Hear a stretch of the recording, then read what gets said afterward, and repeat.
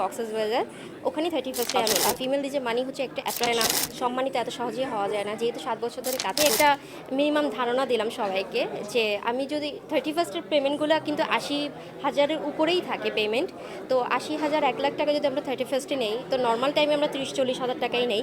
তো এটা একটা নর্মাল ব্যাপার, আমি সেটাই বলছি। যদি আমরা নিজেকে স্ট্রংলি ধরে রাখি তো আমাদের ইভেন্টে যাওয়ার কোনো প্রয়োজনই পড়ে না, কারণ বাংলাদেশে ফিমেল ডিজে ছাড়া যে কোনো শোই অচল। আর ফিমেল ডিজে মানি হচ্ছে একটা অ্যাট্রাকশন, প্রত্যেকটা শোর মানে মাত্রাকে উপরে তুলে নেয় ফিমেল ডিজে ছাড়া আসলে এখন কোনো শোই চলে না। তারপরে আমি কি বলবো, কারণ আজকে যে ড্রেসটা পরেছি এটা রাতাস ফ্যাশন থেকে স্পন্সর করা। সো আমার মোস্ট অফ ইভেন্টের ড্রেসই স্পন্সর থাকে Rataas fashion, Ansara, fashion love by Tisha, এই টাইপসের কিছু শোরুম থেকে বা আউটলেট থেকে নিয়ে থাকি, স্পন্সর করে থাকে। আর যেটা আমার মেকআপের কথা বা স্কিন কেয়ারের কথা, সেটা তো আসলে বাসায় টুকটাক করতেই হয়, আর মান্থলি এটার পিছনে ভালো অ্যামাউন্টই খরচ হয়।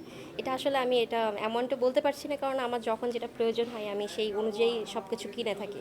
সেই সংযুক্তি হয়েছে, আসলে অ্যাওয়ার্ড তো এত সহজেই পাওয়া যায় না, সম্মানিত এত সহজেই হওয়া যায় না। যেহেতু 7 বছর ধরে কাজ করছি, সবাই টুকটাক আমাকে চিনছে আলহামদুলিল্লাহ। সো ভালো কাজের মাধ্যমে অ্যাওয়ার্ডগুলো রিসিভ করছি, এটা আমার জন্য একটা বড় ব্যাপার। সো অ্যাওয়ার্ড নিতে তো ভালোই লাগে, অ্যাওয়ার্ড পেতেও ভাল লাগে, সম্মানিত হতে ভাল লাগে। তো এটা আসলে আমার ক্যারিয়ারের জন্য অনেক বড় একটা প্লাস পয়েন্ট, যেটা আসলে আমি কেন অন্য কোনো ডিজেও এটা মিস করতে চাইবে না। 31 আসলে এটা যেখানে আমি শো করছি তারা এখনও পাবলিশ করেনি। সো আজকে আমি বলে দিই, অনেক দিন ধরেই জানতে চাচ্ছি, এটা হচ্ছে দ্য রয়্যাল রেড কক্সবাজার, ওখানেই 31 আমি